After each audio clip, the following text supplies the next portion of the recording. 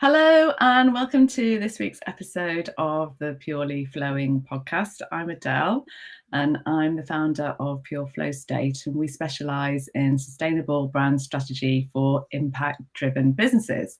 Now, the name Pure Flow State is inspired by the concept of flow state, which was coined by an Hungarian-American psychologist named Mihaly Csikszentmihalyi to describe a state where you are so in tune with the present moment that you enter into a timeless bliss and you could do whatever it is you're doing forever. And wouldn't that be amazing if we could all do that with our businesses and our brands? We work with brands to help them achieve that, working from the inside out so that they can go out and make the impact that they desire in the world. And these sessions are all about talking to business owners and friends about their experience of the flow state. And hopefully we can bring a little bit of flow into everybody's Friday. Now, my guest this week is Michael Kolb. He is a marketing strategist and a founder also. And he's going to share with us his experience of flow state. And we're going to chat about funnels within business and hopefully aligning businesses so that they can flow really well by using funnels. So hi, Michael. Welcome to the show. Hi, good afternoon. Thank you for having me. That's all right. And how are you flowing today? Doing great. Just fed my cat this morning, having a great, wonderful morning. I have a lovely pair of kittens that came to my apartment. I started feeding them and they were all like meowing all morning. I bought kitten food and I've never had a cat before. My wife's a huge cat person, but I've never had a cat.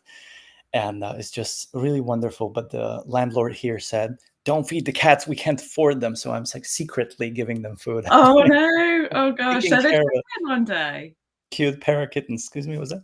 They just appeared one day. Just randomly appeared two wonderful, cute black cats. Lots of people have ideas about cats. They're quite mystical creatures, aren't they? They kind of come in for a reason. Yeah. Maybe so. Yeah, maybe so. I love that. Well, they're definitely flowing this week, that's for sure, if they're getting 100%. Fed. So explain to me a little bit about your experience of flow state. What do you know about it? Where have you come across it in your life before? Flow state is such a wonderful thing. I describe myself as a marketing strategist, as a funnel expert, and I'm a below average rock guitar player. I play guitar as a passion of mine, a side thing. I love doing it. I've been playing for many years now. And, the primary method for me of entering flow state is really playing music, right? Is playing with people's funnels and businesses, but really playing music is the fastest way for me to get in the flow state. And my understanding of the flow state is being perfectly in the moment, right? Not thinking about yesterday's dinner or about tomorrow's bills to pay or client calls and whatever, but being perfectly in the moment, present, 100% present, and fully enjoying what I'm doing. So these are my only two conditions that describe my personal flow state. And I experienced that flow state, on discovery calls and sales presentations, doing webinars, but primarily when I'm playing guitar is the fastest way for me to enter that flow state, forgetting about all of the things about problems from the past, all of the problems about the future, being fully present. So that for me embodies the flow state. And you don't really have to, my key takeaway from this is that you don't really have to be an expert to enter the flow state, because I'm definitely not an expert about, when it comes to playing guitar, shred guitar and 80s music and rock and all that kind of stuff. I love it. I'm not great at it, and I can still enter the flow state. It's all about not being in my head so much and more connected to the entire body, or maybe, downloading something greater than I am. But that's really my understanding of it, not being in the head so much. And that really kind of trips people up, when it comes to creating content online, creating, like video sales letters, sales presentations in the business world. They're really in their head so much and they're thinking too much. It's being in a flow state where you're the best version of yourself. It's not so much, for me personally, a logical cerebral process. It's more of being rather than thinking or doing. Does that make sense? Yeah. You just kind of, it happens, and sometimes you don't actually realize that you've been in that state until afterwards, where 100%. you kind of look up at the clock and you're like, wow, like 2 hours has just gone by and I didn't even realize where's it gone, kind of thing. And you can't even, I don't know if I'd have to speak to a psychologist about this and find out if it is kind of like a semi-conscious state where you're just in tune with what you're doing in the present, which is a hard enough thing to do in itself, isn't it? And I Right. think if we consciously say, I'm going to be present, I'm going to be present, and I'm just going to like think about the now, then that is a Right. guarantee that like all stuff starts coming in. We can catastrophize about the future, we can like dwell upon the past, and it's just automatically going to come in if we're trying to make that conscious effort to be present. So it is a kind of I guess to an extent like a giving up of just giving yourself to something and not really being focused on the outcome of it. Would you think that would be 100%. true? 100%. For me, it's detachment from outcome, right? Yeah. And it can also be applied when it comes to the business world, right? If you're too attached to the outcome, specifically when it comes to like discovery calls with clients, if you're like, Mm, I need this sale, you're not going to get it, guaranteed. yeah, It's just, you're it's really right. ironic and kind of how the universe works, but that's Yeah. the way it goes. If you're about to present, like, have this big pitch in front of like hundreds of investors, and all your future depends on whether it's going to succeed or not, and the likelihood of that succeeding is pretty low if you're so attached to the Mm, outcome, right? If you yeah. kind of let go of that and enjoy the process, your chances of success suddenly skyrocket. That's the way I see it. Yeah, and that's made me think about two situations. Like the first one is I remember distinctly many years ago where I was working on a magazine and we were looking to change printers. We wanted to change everything up. It was becoming a bigger operation than it already was. And we invited a few printers in to come and pitch to us to see if they could get the work. And one guy came in and on paper, his operation looked really good, and he'd got a good track record. And he came in, and the guy was sweating.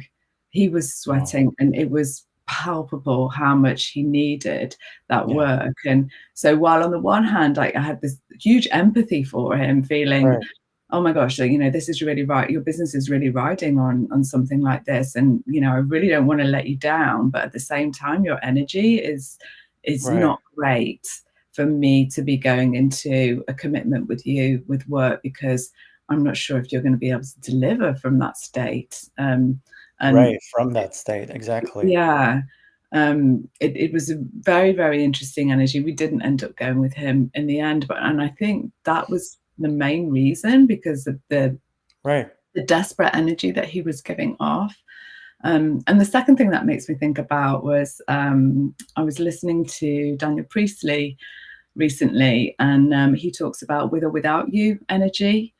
So when you're trying to sell something, you're trying to get people on board an idea, the way that you put it across, as in like, this is happening, I'm going to do this, with Mhm. or without you.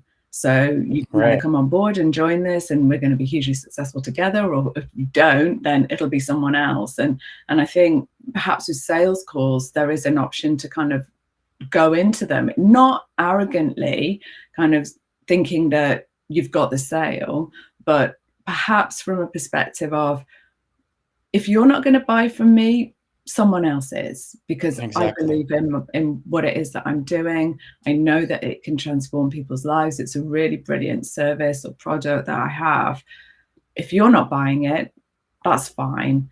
Somebody else will, kind of thing. Is that how you feel that could help with sales calls or discovery calls and things like that, if you just get yourself into that mindset? 100%. Some people really take it to the next level, even during webinars. They say it word for word in the actual sales webinar, in the sales Mm, presentation, selling their course or their coaching or their services. They say, like, look, my primary condition for taking on new clients is not, will you give me money, right? Like, mm, there's more to the equation, right? Are you the right fit? And whether we do business or not, I'm going to be fine either way. We can remain friends, no hard feelings, right? yeah. So some people actually say this, and it kind of helps kind of lower that initial resistance, the shield that people have when it comes to sales, right? Because Mm, everybody's kind of guarded, especially in this climate today. People are even more guarded when it yeah. comes to investing large sums of money, with business, with partnerships. Yeah. But it's just being really upfront about it and honest, like just fully embodying the fact that, I'll be fine either way, really helps lower that resistance, because the prospect can feel it like, okay, I like the confidence this person is like, expressing, and I believe that they can deliver the results they're promising. Yeah, Yeah, it's that huge role. energy. It's that energy, isn't it? And um, I think with sales, it's like people love to buy. We know Right. this. People love to buy, but they 100%. hate being sold to. I They agree. really don't like being sold to. And the minute that they're feeling that you're going to come along, and because we all know what happens in these webinars, don't we? Right, We all right. know there's going to be value, and then at the end there's going to be this and this is what I'm selling, come along and buy my product or my service or whatever it is. I think I'm okay with that. I'm totally okay with that because I'm getting a certain amount of value from the webinar in itself, and I don't feel that I have to buy because I'm confident enough to know when I want to say no and when I want to say yes. Some people perhaps aren't so, and they feel intimidated by the fact that they're being sold to. But I think there's an opportunity for a reframe there, as in, selling is serving Right. to an extent where, I've got this thing, I know it can help you. If you want it, great. If you don't, that's also great. And, no hard feelings, certainly on my part. And you don't have to feel any obligation that just because you've come to my webinar, then you're expected to buy, because I want to give you value anyway, and I want to help people. That's just the nature of the business that I run. So what do you feel about that whole kind of like, selling strategy?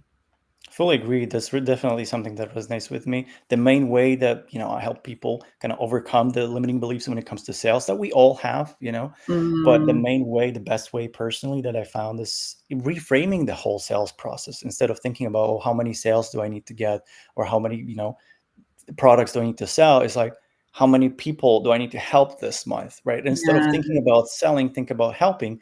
This sales as an activity is just an act of exchanging money for services, but your Mhm. service is helping people, right? Your Mm, product is helping people in some way, shape, or form, is helping them solve a problem or satisfy a need, right? So instead of thinking about sales, think about helping people. And that really mm, shifts the way, like where you're coming from, yeah. changes your energy, changes the entire process, how people perceive your product and your offer. Mhm. When it comes to helping people, that's definitely, like, personally the best way that I found. Because a lot of people struggle with the sales part of the equation, right?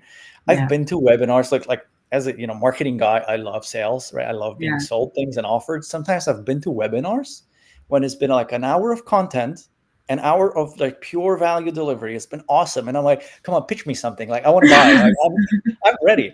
And then they're like, okay, thanks for your time, bye. And I'm so disappointed. I've never Yeah. heard from the person ever again. No sequences, no deadlines. Like, something is missing. Like, I got so much value and I want to continue my relationship with this person, Yes. product or service, but the sales part is missing because they're afraid to pitch. They're afraid of being Mm, seen. Perhaps they're afraid of the rejection side of sales. Rejection is a huge part of sales. Look, your yeah. conversion rate, if it's 20%, it means 80% of people are not buying. So you're getting rejected 80% of the time, which is just like a standard procedure, right? Yeah. So just getting over the rejection part, it's a huge thing. And I feel like kind of shifting the mindset from sales to helping people, really helps alleviate some of that pressure, I feel. Yeah, yeah, it's a tough one. And did you think that is, because I know as a British person, there's a whole lot of ick around selling and, going out there and offering your products and services. Do you think it's like, you lived in many countries, like you've, Right. dealt with companies all over the world. Do you feel that that's a cultural thing? Do you see patterns of that occurring in certain communities or certain geographies over others? I really believe there's a big cultural difference when it comes to how the sales process is perceived in our minds in Europe and in the US specifically, because I worked Mm, with these different countries. I lived in these different countries and many different countries across Europe. I travel a lot, but there is a big difference of how the sale is being perceived as a process, right? Of what's socially acceptable when it comes to the pitching side of things, mm, of what kind of boundaries are expected from each other when it comes to the sales process, because it's a dance, right? And a dance takes two, it takes two yeah. people. and really is much different. I've been connecting with many different agencies over the last couple of months, connecting with friends. I used to have an agency myself, used to work at an agency, and the difference between American-based marketing agencies and like British marketing agencies are huge.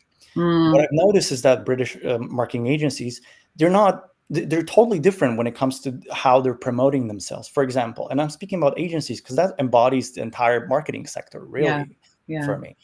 And what I've noticed is that British marketing agencies are more focused on PR, on public relations when it comes to promoting companies and Yeah. kind of promoting them in the best way, like putting their best foot forward, for Yeah. their client. Branding is another huge part of what's really important, in like the British marketing industry. Mhm. So branding and PR are huge aspects, right, of what's offered as when it comes to agency services. Mhm. However, on the other side of the pond, like in the US, what's most important is like the sales side of things, the direct response. Like we're gonna get you X amount of conversions this month and Mm. revenue. Everything is about revenue, really. When you Mhm. look at keywords, when you scan like a couple thousand websites with web scraping, techniques, you'll see that the revenue as a word appears on the US website like 80% of the time versus 30% of the time on British marketing agencies. Something like, Mm. paraphrasing these numbers, but basically that's the idea. Instead of being focused on the public image, they're focused on sales.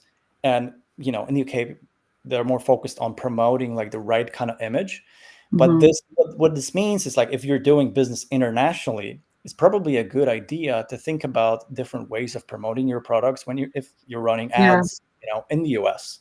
It might be a good idea to take a more direct and angle, take a more direct approach when it comes to selling things, and a more direct approach when it comes to deadline sequences and emails, more direct, like, hey, buy my thing or terrible things will happen. Like, it's really Yeah. important to buy my thing right now.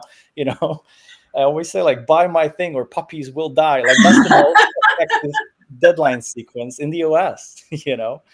But if you try sending that kind of a message to a European based audience, you're not going to have a great time because they don't really resonate with that kind of urgency, Yeah. the scarcity on that level. And it's a different mindset that we have. But again, if you want to do business internationally, that like we all hopefully do or will Yeah. do at some Well, we point, can now, can't we? The it's barrier's wonderful. down. Like, we could sit in our little town in the middle of Right. some sleepy county in England and be talking to people in New York and on any different time zone or, any different country, continent, wherever we want. And that is an incredible opportunity. But obviously, we have to be mindful about all the different cultures and what Right. works for each one. So it's not a question of taking a model that has worked really, really well, say in Europe, or even within Europe, there are cultural differences that Oh, for with the sure. way people like to be sold to, or they like to see their marketing, even within Europe. But then take it over to the US, and it's a whole different world, and you need to have a strategy around that, don't you? You need to kind of really do your research in the market, because I've seen it happen, businesses who've been really successful in Europe, and then the minute they want to go into the US, they go Right. over there, they spend millions on research and looking at um, the panorama out there and seeing the opportunities, but they Yeah. fail because they're not in tune enough, or they're so set in there. This worked for me over here. It has to be it has to work over there as well. But that's really not the case, is it? That it's just not going to happen. Absolutely. So the biggest takeaway is that the messaging changes, right? Mm, According to what country that you're serving, what company, what kind of background they have, right? But even though the messaging might change, the general structure of the funnel largely remains the same, right? Because I help people with funnels, and funnels, like the sales funnel is such an overcomplicated, complex word, right? And mm, world, really. But when it comes to it, it's super simple. Like, think about like a straight line whether you're from, from some country in Europe or some state in the US, the sales process really remains the same. A prospect has a problem and you have a solution. How do you Mhm. connect? Like, how do you connect these two, these 2 points? Like, that's really all there is to it. But people love to overcomplicate it, right? People love to present it in such complex ways that it stops making sense. Yeah. But just the big takeaway is like, sure, you adapt your messaging based on what kind of prospect you're targeting, what country they're from, but the sales process remains largely the same. They have a problem, you have a solution. How do Mhm. you connect these 2 dots, right? Obviously, there's more to it, and like in between these 2 points, but that's really all there is to it. They have a problem, you have a solution. How can you help them, right? And it's around getting that message right so they Yeah. feel seen and heard when you're calling out what the problem is. So are you suggesting that, there's perhaps the same problem essentially, but in the US, people could see it as one kind of problem, and then over in Europe, it could be interpreted as another kind of problem because the US is going to be more revenue biased Right. than over here in Europe. Absolutely. Perhaps companies in these are like huge generalizations and everybody's different, right? There's different Mhm. personalities, there's people from like different backgrounds. Just because somebody's living in the US doesn't mean they don't have like British roots, right? Like Mm, they all probably do, or most of them, right? But the big idea is that they are less concerned with the public image as a company, right? When it comes to how they're presenting themselves at a large scale versus just growth, year over year growth. And a huge word, one thing that is really different when it comes to Europe versus the US is that American marketing is really based on disruption, right? That's mhm. the key word. We want to be disruptors. And perhaps, you're listening to this podcast, you also identify as a disruptor, right? You're Yeah, an entrepreneur after all. Like, we're all rebels in a way, right? yeah, We're not going to take it. We're going to, no. change the world. That's the big idea. And we all resonate with the concept Mm, of being a disruptor, but not all of our prospects do. Even if you're serving entrepreneurs, not all of your leads and prospects are going to resonate with you being a disruptor or your mhm. service being disruptive. Because if you look, I come from, even though, I've been working in marketing since I was 10 years old, had a startup, been working in the marketing and sales, environment for my entire life. I have studied ethnolinguistics, and like I come from like a linguistical background, right? And you always have, my mindset is that you always have to look at the meaning of words that you're using. And if Mhm. you're using this like a disruptor as like your LinkedIn headline, or if you identify as a person that's disruptive, you really have to look at the definition of being disruptive. What does that mean? Mm. So I actually looked at this this morning. So to disrupt is to interrupt a process by causing problems. Okay, yeah. No, nobody wants to identify with that. You don't want to. I That's suppose interesting, to an right? extent, yeah. I mean, you want to like disruptive brands, for example. They come in and they shake up. If you take a brand like Liquid Death, for example, they're Right. a Yeah, that's good. disruptive brand, like totally disruptive, and they're causing problems in the industry for other people who are trying to sell water. Right. by selling in a can and marketing to rockers. But Right. that was an underserved community that they identified 100%. as, the rockers were coming up and saying, look, we can't drink anymore. Um, Right. we, we can't be drinking alcohol, but we still want to look cool. So make us a drink that we can have, but still look cool and rocky, and don't have to carry a beautiful glass Evian bottle around with us, or wherever it is. Right. Like it's water. It's a genius case study, by the way, like genius Yeah. marketing angle. Yeah. Did you see what they did? They did some campaigns with Martha Stewart. I haven't had a chance. They did. It was like it'll be on YouTube somewhere, but it's absolutely fantastic. So I think it was a Halloween campaign. So that you've got Martha Stewart, who couldn't be more vanilla, Right. and she's standing there and she is chopping up hands. chopping up hands, and you've got a queue of people coming in, and she's talking the whole way through, and like the whole environment is really kind of grungy and everything, and in the middle of it you've got Martha Stewart, which is like, it's just absolutely, whoever thought of that, I don't know where their mind goes, but I mean, that's disruptive. That's totally disruptive. And you're putting together two concepts, which are Liquid Death, which is like really, really out there. And then you've got Martha Stewart, who is, totally vanilla. And it was incredible. The things that they come up with are brilliant. That's awesome. And that's disruptive in a brilliant way, because it's admirable. Whether or not you go and like join that brand, because that's what people do, isn't it? They join brands, they want to be part of something, they want to identify with that style of being a little bit disruptive, being a little bit out there. And they're more than a little bit out there. Liquid Death, they're absolutely fantastic. And I just think it's absolutely brilliant that they're at the end of the day, they're just selling water. That is incredible. Yeah. Get it out of the tap. It's like, but it's packaged up, it's belonging to something, it's making you believe that you're part of a movement even.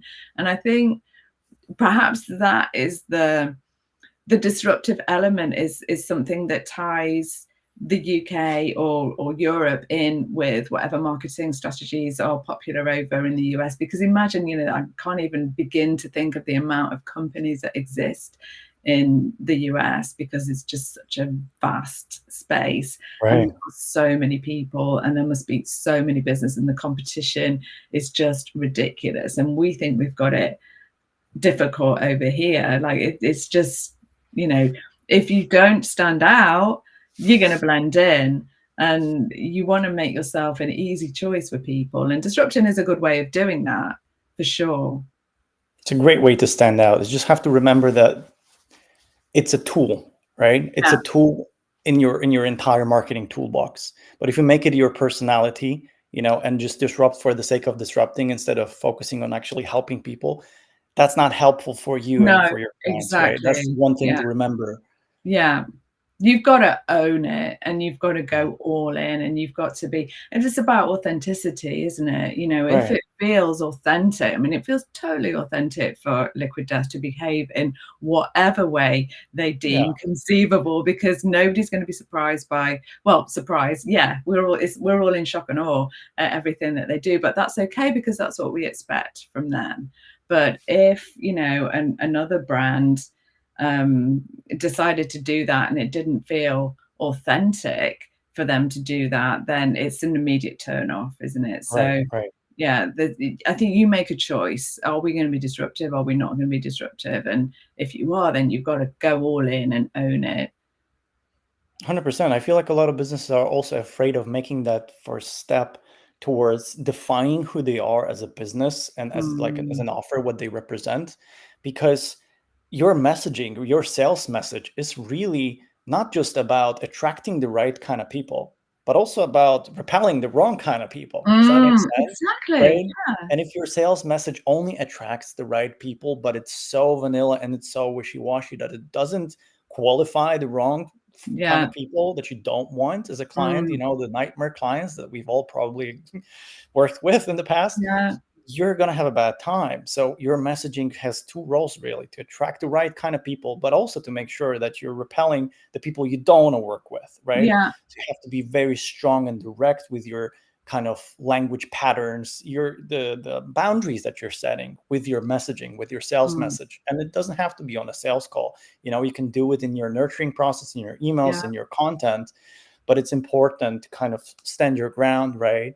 And to make sure that you're only working with the right kind of people. As a service provider, is extremely important. But also, when you're working in e-commerce, you don't want to work with people who are just going to cause trouble and try to refund and call you 10 times a day with this, like, the smallest problem, right? If they're not the right kind of fit for you, they're not a client. Like that's really all there is to it, right? Yeah. And I think also, if you are consistent with the way that you message and consistent in the way that you put yourself across as a brand, then you probably really shouldn't be getting onto a sales call with someone unless they are pretty much 80% there, and it's just kind of like a confirmation process that, yeah, I Right, definitely right. want to go ahead right now.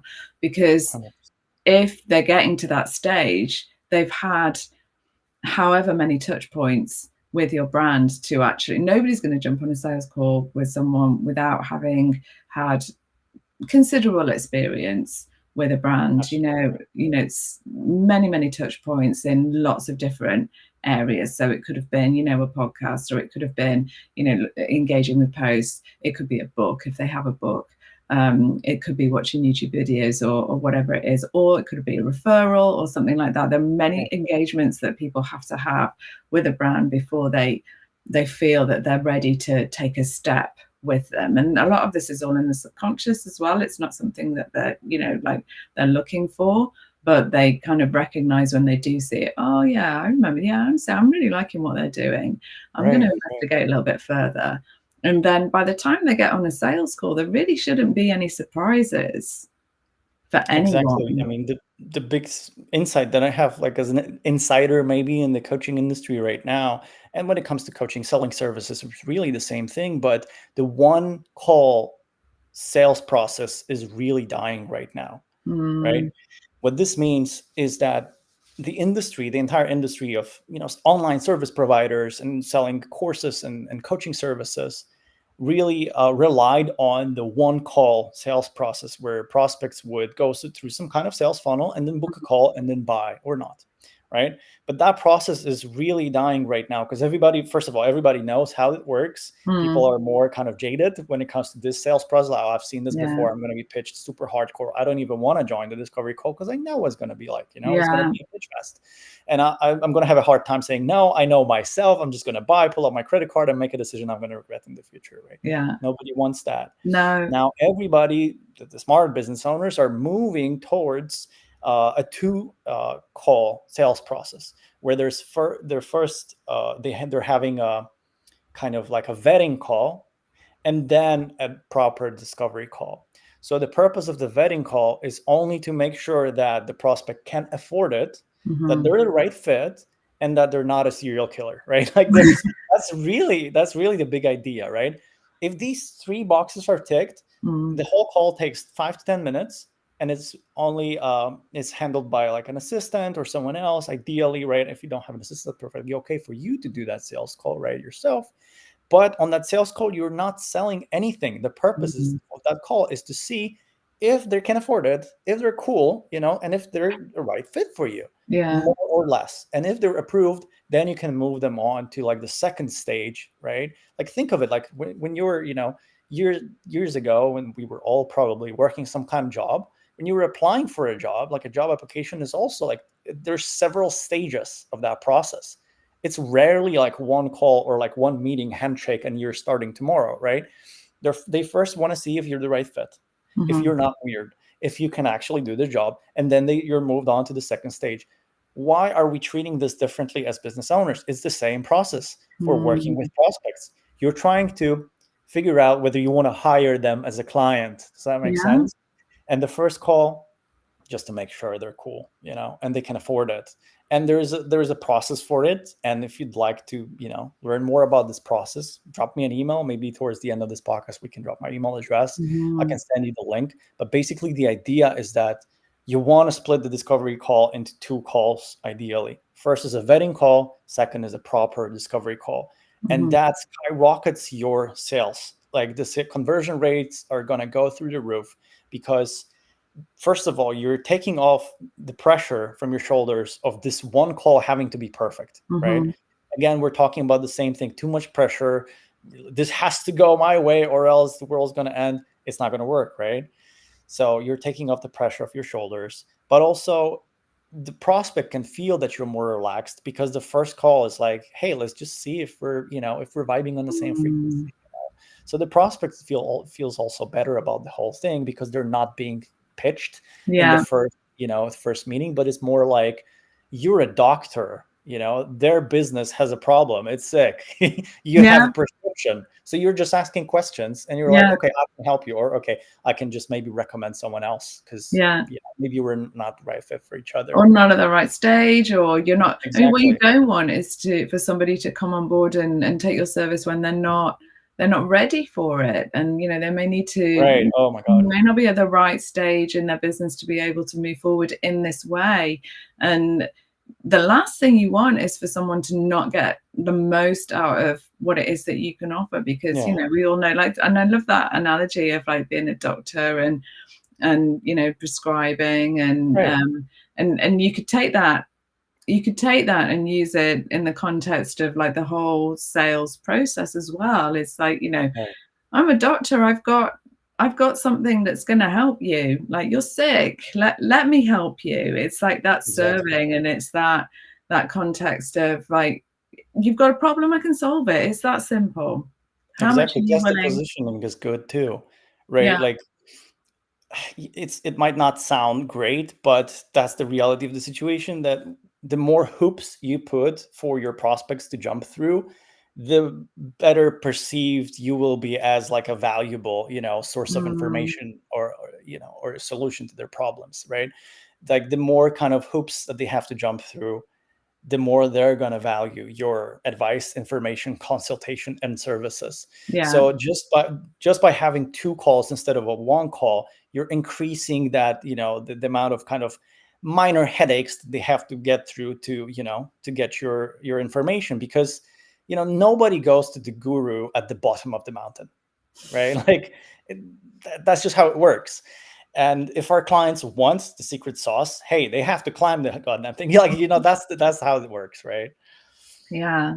So getting back to kind of like flowing with funnels, Right, what do you, how many stages do you think, we identified, I have the thing, I have a thing, you've got a problem, we're going to meet in the middle somewhere and get that problem solved for you. right, So you're saying, for the prospects, it's kind of like a two-stage kind of process of getting to know them and understanding if they're going to be the right fit, and you right. can actually really help them right now.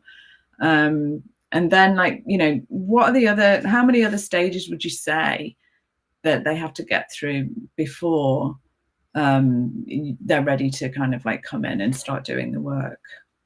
The initial offer, there's just three conditions. Can they afford it? Are they the right fit, right? And if you want them as a client, because that's a huge Yeah. factor as well, right? Sometimes you can immediately feel like your intuition, your spidey senses going off. I probably shouldn't be working with this person. Trust that. Like, never ignore a hunch, never ignore like your intuition going off, Your guts. because it's probably correct. That person Mm. is probably a weirdo and you're just going to have a bad time. Like that's Or really it it. might And just be that it's not right for them right now. exactly, it's not the It's right like, time. it could be that, 6 months time, it's going to be much more helpful for us to work together in 6 months Right, versus right now, where you don't really know what you want, because you don't know what you don't know. I mean, like, look at how much, certainly as an entrepreneur, you're constantly evolving when you need to be constantly evolving. Brands also need to be constantly evolving. And sometimes it takes a little while for things to settle and for you to be in a place where you're ready to move forward to get the most out of something, because we can think that we're ready sometimes, and yeah, I need to do this, I really want to do this, I'm ready to go scale, I'm ready to grow. Maybe right, you're not right now. right. Yeah, well, the Maybe you big just need to think big about part of that. it is, yeah, I feel like a big part of it is thinking about now answering the now what question. And the Hmm. now what question is something that's going to help you a lot with developing funnels and developing your business when it comes to scaling the business primarily, right? Because when we're talking about growing and scaling a business, we're usually talking about an established business that's already generating, results and Mhm. clients and results for clients. But scaling a business really comes from answering the now what question. So think about like when we think about funnels, we imagine these like super complex whiteboards, and vision boards and whatnot. But it's really simple. Again, like, here's a prospect, they have a problem, you have a solution. How do you connect that in a straight line? So I always give the analogy of like going to IKEA, for example. You go to IKEA and you want to buy a grill, you're going to have a barbecue party, right? You're entering the shop and you want to buy a grill, and you meet like a sales assistant, right, at the entrance. And they're like, how can I help you? Like, how can I help you? What are you looking for? And you're like, I'm having a barbecue party this Saturday, and I need a big grill, for my garden. And they take you to the grill section, and okay, here's the grill. It's $500. And then now what? I got the grill. Now what? And the company makes a lot of money, not on the first sale, but by answering the now what question. They have the grill. Now what? Well, sir, maybe you'd need like a spatula for your grill, or maybe some cleaning tools, or maybe, a how to cook the perfect steak, burger, whatever book. Yeah. And wouldn't you Every like single some package. garden cutlery, and wouldn't you like some Right, beautiful, right. like stylish, trendy plastic Exactly. plates that you can just chuck away at the end of it, or save for outside so your best crockery doesn't get ruined? Exactly. That's Yeah. the funnel. That is a funnel. And your business is not different. It's the same. They come for the grill, the main problem that they have and you're promising to solve. You solve that problem. Now what? There's a lot of money to be made, or a lot of money left on the table if you're not, answering that question consistently in your business. Like you've helped, let's say that you're a fitness coach. You help people get a six pack or whatever, or fit in their wedding dress or whatever it is. And you've helped them with that first problem. It took 3 months. They did a great job. Success. They got the six Yeah. pack. Now what? Right? Yeah. And you can really scale your business just by answering that question for the Mhm. prospect, and kind of intercepting the thought process that they're going to have by succeeding with your offer, with your Mhm. product. Because a lot of like people think about upsells. Oh, what should be my upsell? What should be my downsell? And you're kind of, again, like thinking about it in a cerebral way, but that's not the way to solve that problem. An upsell is really answering the now what question. Yeah. They've experienced success. Now what? That's really it, right? So, for example, you're the fitness coach. They got the six pack. Now what? Well, the perfect next step is like, okay, how do they maintain it? Maybe a more sustainable, meal plan, or maybe focusing on building another body part, or whatever. Like the Yeah. now what question in every single business, whether maybe you design websites. You got the website for your clients. Now what? Are you just going to look for another client to do the website? Perhaps, but maybe it's a good way to be working with someone who's already qualified, already, that they have the money, that they're nice to work with. Maybe you can offer additional services that they need help with as a result Mhm. of you delivering that initial service that they offer. Because the best way to shape your funnel or upsells is to really think about, you know, you by the simple nature of you solving that initial problem for your clients, you're creating additional follow-up problems for them that they're not even aware of, right? That you might not even be aware of. But you solve the problem, they have the six pack now, right? Now what? Now they have 10 different new problems. They have the six pack. Cool. Like, but now how do I maintain it? How Yeah. can I have a drink every Saturday and still maintain it? How can I have like a normal social life Mm. out and still maintain it? Or how can I, grow other muscles, whatever? That's the now what question that But everybody really. a process of evolving, isn't it, as well? And I think there's also some work to be done around flipping that narrative. So rather than like coming from a space of, oh, well, I've already sold this to them, so I can't sell them anything else Right. because that would just be too much. And I can't keep selling and selling. But flip that. It's actually, you're helping them at the same Absolutely. time. You're helping them to They grow have and new scale. problems and you're helping. Yeah. And by already having engaged with you and having had a positive experience, they wanted a six pack, they got a six pack. It worked. Okay. So Right. why would they go to someone else after they've done all that groundwork of like studying all the touch points that they could possibly have of you? Like they've engaged with you for months, sometimes even years, watching your social media posts and Right. listening to how you talk and understanding and getting what you're saying, to then go off and say, right, got my six pack off now, don't want to Right. engage with you again. It's like, I know that what you do works because look at me. Right. Right. Exactly. Yeah. But I don't want to go anywhere else, so I'm staying with you now. And that I think that's something that there's still a little bit of hesitancy around that, isn't there? And sometimes, there is a limit to what you can help people with, and then it is Right. best for them to move on, and and find someone who can up level them in a different way, which is because new level, new devil. So For sure. they're going to come and have like different problems, and perhaps you're not the best fit to solve those problems for you, and that's okay. That's okay. We don't have to do everything for Right. We don't everyone. have, definitely not. We don't have to like suddenly think, okay, well, now I have to start creating all these new offers, like, and just to be able to service these people that I've already brought into my environment. Right, right. It's not about that as well. It's about playing to your skills, the stuff that you're good at, the stuff that works, Absolutely. and sharing that knowledge rather than thinking that you have to do everything. No, for sure. Yeah, the main thing is to keep the main thing the main thing, right? Mm, Like that's really it. yeah. Yeah, it is. Okay, so we've talked about flowing in business. Let's just briefly touch on you touched on the fact that you've been all over the world, like you've done lots of different Right. things. You've been in marketing since you were 10 years old. Tell me a little bit about like flowing within that time, like coming in and out and flow and finding the thing that you're happiest doing. Interesting. Throughout my entire journey, I found flow just primarily by being present with the process. I learned that at a young age because I had to. When I was roughly 10 years old, my dad used to work at this corporate job, right, selling insurance. And then one day he heard over a conversation at work that the insurance company, there was a closed door meeting of some executives, and they were talking about how they're not going to pay out insurance to their clients. They were literally scamming their clients.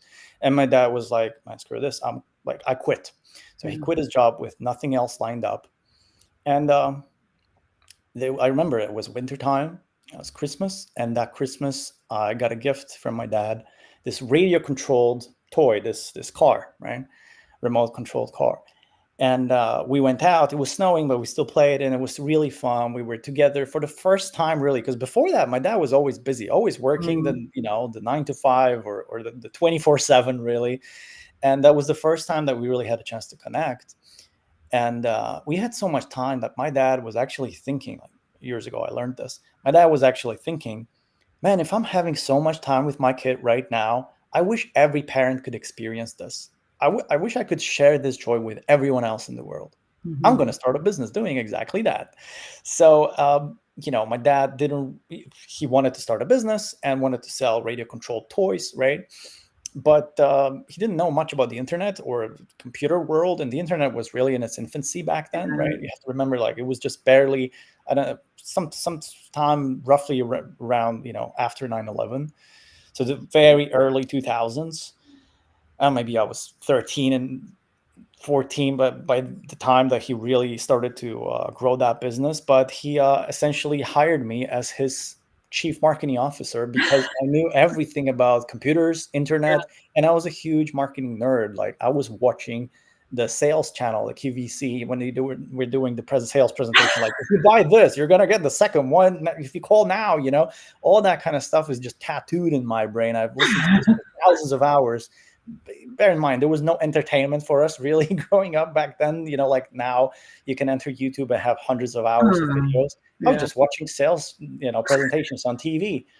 But I was just like a huge marketing nerd, and I knew everything about computers. And basically, my dad took care of the business side of things, Mm. like the recruitment and the HR staffing side of things and the brick and mortar side of things. And I took care of everything online, right? And the funnels, the sequences, the e-commerce, everything. And together we grew that business from zero to like an international kind of empire side of things. Sadly, at one point, my dad was, years later, when I was already an adult in my like mid-20s, my dad got diagnosed with cancer, Oh, overworked, and sorry. just worked way too hard. The business was hard after 2008. Even though the business was doing well, the financial crisis hit us all equally. Everybody, In yeah. Europe, it was huge in 2012, right? Mhm. And we just felt the fallout after that. And my dad was diagnosed with cancer. We decided to liquidate the business, and he Mhm. bought a farm, bought himself a ranch, and became a farmer. gradually got better and better, healed and became a beekeeper. I Oh, personally wow. tried that lifestyle for a little bit. I have a huge portfolio of carrots and potatoes. But but essentially, at some point I felt the pull to come back to the marketing world, because Mm, I am terminally online. I love the online world and I love the sales world, and I good. knew that I want to continue working with agencies in an agency, or continue to deliver services for Mm, people, for business owners who want to build, grow, and scale their businesses. mhm, And so from 2001 to 2024, I've been in this world like almost all the time, absorbing information, helping entrepreneurs, whether growing my own business or growing other businesses, or now growing my service-based marketing business, helping people with marketing stuff, business mhm, owners. But that's my journey. And the biggest, coming back to the flow side of things, I really believe that the best times, my best memories from the entire process of growing these different businesses, dozens of different businesses, best times were when I was not worried about what's going to happen next in the business, whether for my own or my client. And I was not thinking about, pre Q4 results or mm, Q3 revenue, targets or whatever. I was fully present on the process of like product development, of developing new offers, or just trying to develop content that resonates with people. Because mhm, where I was coming, like where you're coming from, when you're developing the piece of content, people are going to feel that when they read it or see it or watch it, whether it's an mhm. ad or a website or a video sales letter. Even if you're following the best framework in the world, even if you've been trained by the best sales experts in the world, like I've had the wonderful privilege to experience, if you're coming from a negative, I gotta get the money place, or like, oh Mm. my god, I'm really struggling for results, this has to work place, the prospect's gonna feel it. It's kind of like dogs can sense your fear. Yeah, that Man, it's energy. really the same thing. And if you're Yeah. coming from a good place of like, what, whether this works or not, I'm going to be fine either way, and I just want to help people. If you're really Mm, coming from that place authentically, people are going to feel it, and they're going to mhm, want to work with you. That's mhm. really my biggest takeaway. Yeah. Oh, I love that. That's so cool. And would that be, if there's any advice that you've got for other business owners around the idea of like sales, specifically sales, how would you recommend that they kind of get into a flow around that? Have you got any little tips that, before a sales call, what would you suggest that they do? Interesting. Before a sales call, what one thing that I do that I've learned from some really corny old school self-help book in the early 2000s, was just to have some sort of a success journal, really. I keep Mm, like a success journal where I just kind of jot down little wins yeah. every day, like, okay, I managed to get this done, or even if it's just as little as like, oh, I had no energy today, but I still went jogging, something so like small like this, or Mhm, something big like, okay, I helped grow the company from zero to whatever figures.